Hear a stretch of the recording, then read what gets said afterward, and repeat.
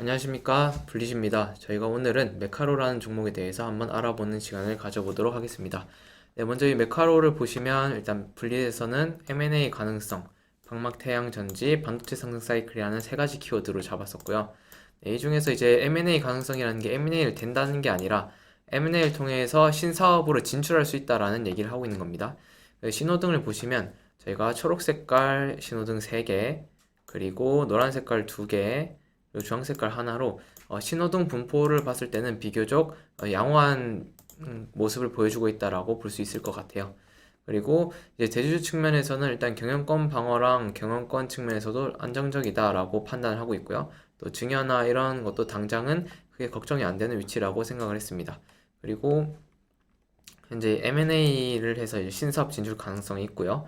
그리고 방막형 태양전지가 또 하나의 기대감을 줄 수 있다라고 생각을 했습니다.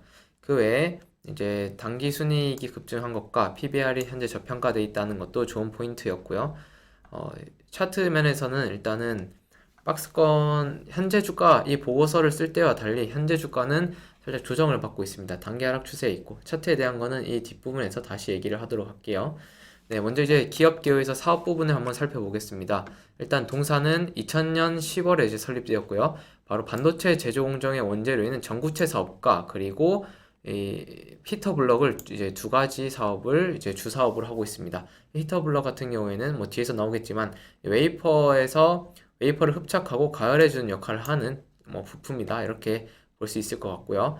그 외에도 태양전지 제조 기술을 갖고 있는 이제 자회사를 통해서 또 신규 사업을 또 추진을 하고 있고요. 그래서 다방면으로 이 회사는 좀 열심히 뛰고 있다라고 볼 수 있습니다. 매출 비중에서 이제 히터블록이 91% 거의 대부분을 차지하고요.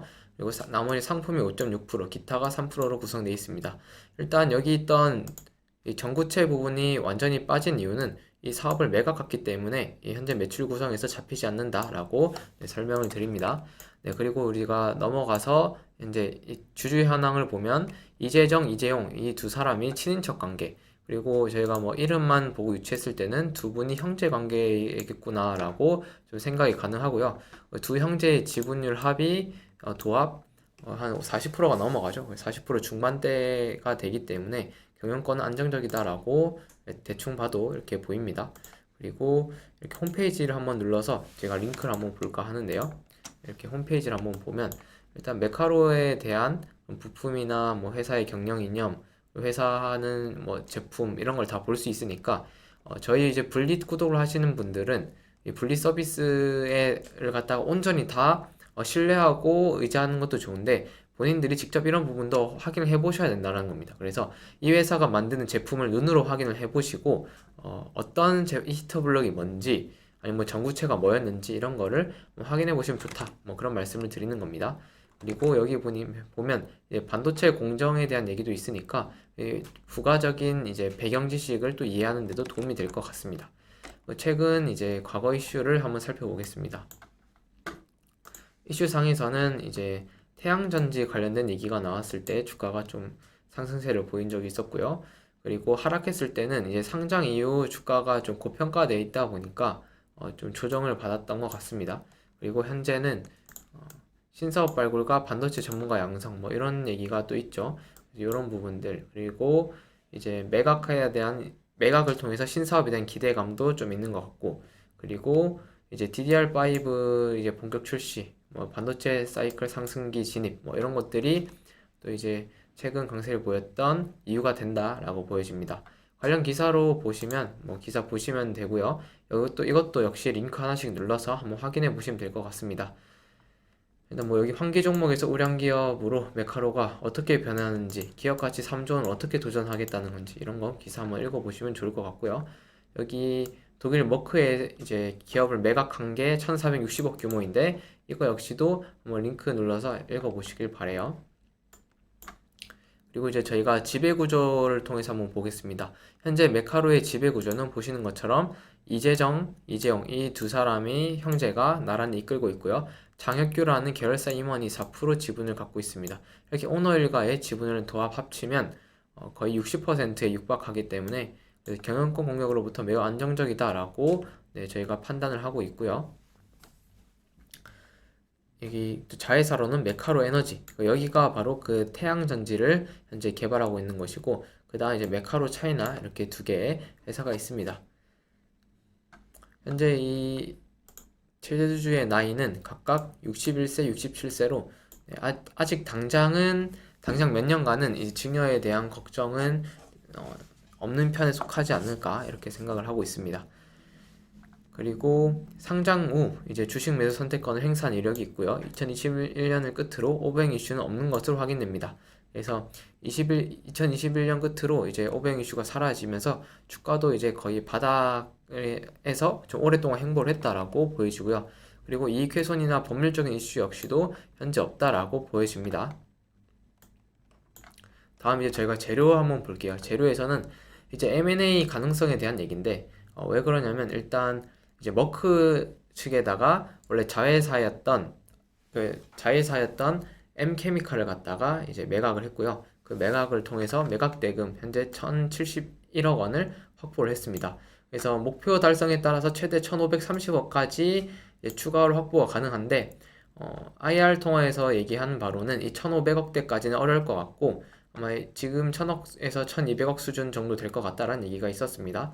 그래서 이제 향후에 어떤 신사업을 할까 이제 얘기를 다양하게 좀 고민을 해봐야겠지만 일단은 뭐 시장에서 핫한 2차전지, 뭐 로봇 이런 쪽도 진출할 수 있다고 회사 측에서 얘기했고 그리고 뭐 반도체나 이런 쪽에 시너지를 낼 수 있는 부분도 검토를 하고 있다. 뭐 이렇게 또 얘기를 한 걸로 보아서 일단은 어디 범위를 확정해 놓지 않고 M&A를 통한 신사업 추진을 갖다가 하려고 한다라고 볼 수 있겠죠. 그래서 만약에 이제 이런 M&A를 통해서 신사업을 현재 멀티플을 높게 받을 수 있는 뭐 2차전지 로봇 이런 쪽으로 간다면 당연히 회사 주가에 긍정적인 영향을 끼칠 수 있는 재료다라고 생각을 합니다. 일단 회사 측에 현금 캐시가 많기 때문에 이게 가능한 시나리오다라고 말씀을 드리고요. 그리고 두 번째로는 미래형 방막 태양 전지 상용화 선언, 이 얘기가 있습니다. 일단은 자회사 메카로 에너지가 이제 세계 최초로 5세대 크기의 CVD 방식의 방막형 태양 전지 개발에 성공을 했습니다. 그래서 이제 이걸 통해서 이제 어떻게 상용화 시키냐가 우리가 지켜봐야 되는 거고요. 현재는 이제 자동차에도 적용 가능한다라고 했는데 이것과 더불어서 지금 페로브스카이트까지 함께 연구실에서 개발을 하고 있다고 해요. 그래서 일단 이런 걸 개발하고 있는 것만으로도 다시 태양전지와 관련된 이슈가 시장에 좀 부각이 되거나 하면 충분히 테마성인 움직임도 우리가 기대할 수 있다라고 생각을 합니다.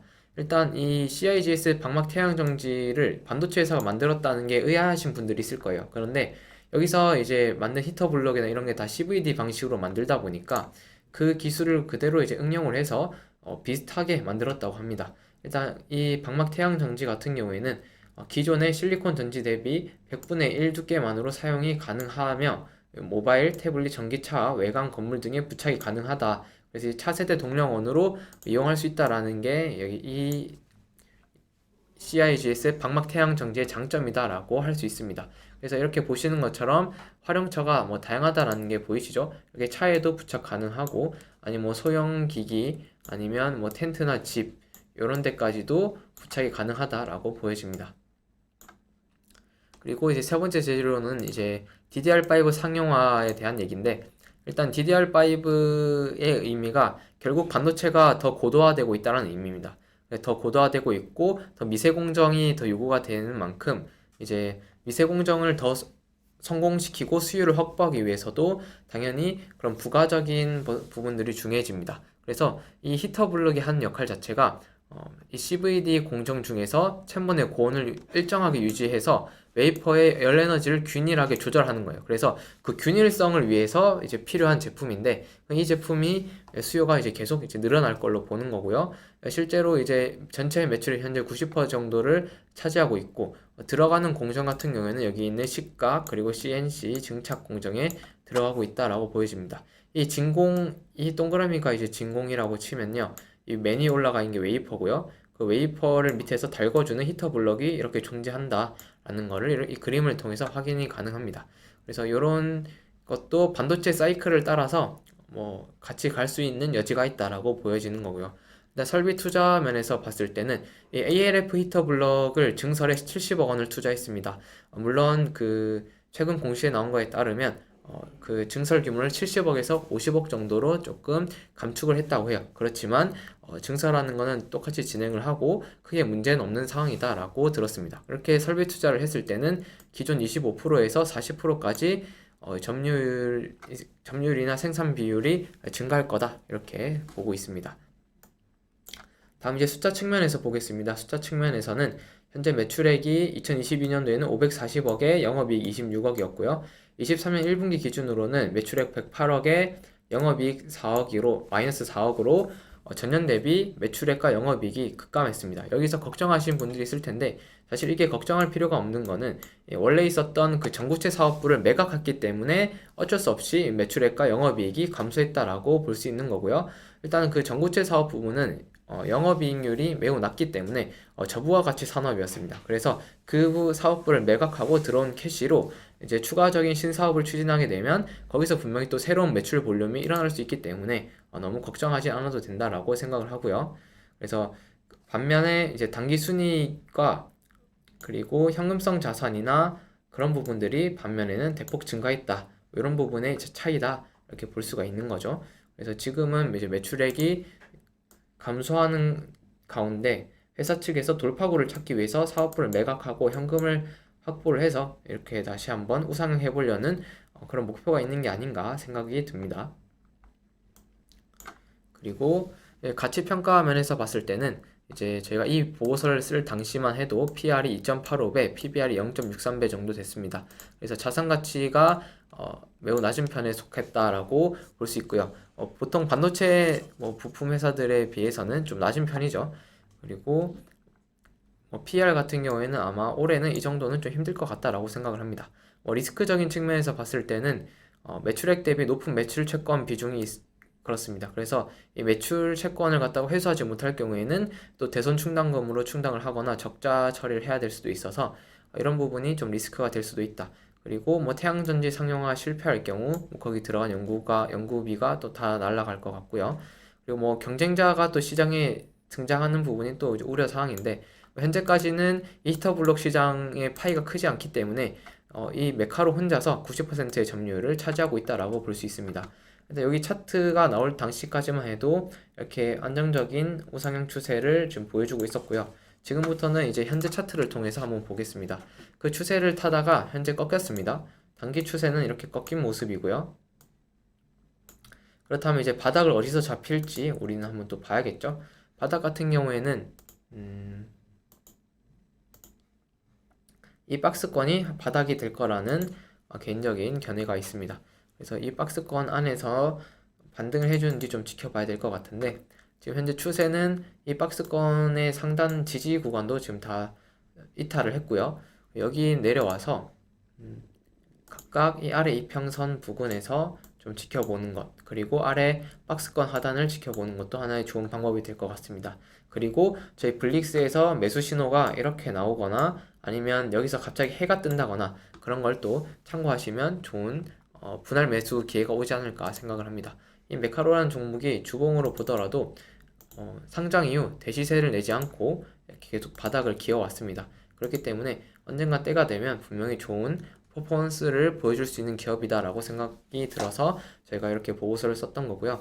지금 주봉상으로는 살짝 조정 과열권을 이제 이탈하는 자리에 있네요. 그래서 조금 조정을 더 받고 반등하는지를 지켜보시면 좋을 것 같습니다. 네. 이렇게 주봉상 이제 추세를 끄면 아직 추세 하단까지 안 왔습니다. 그래서 추세 하단 같은 경우에는 가격대로 봤을 때 한 11,500원 정도 되겠네요. 이런 부분에 오는지 한번 지켜보시면 좋을 것 같습니다. 이렇게 해서 저희 전략 리포트 종목인 메카로에 대해서 한번 알아보는 시간을 가져봤습니다. 네, 이거 통해서 좀 이해가 되셨으면 좋겠네요. 네, 다음에는 또 제가 또 다른 해설 영상으로 찾아오도록 하겠습니다. 감사합니다.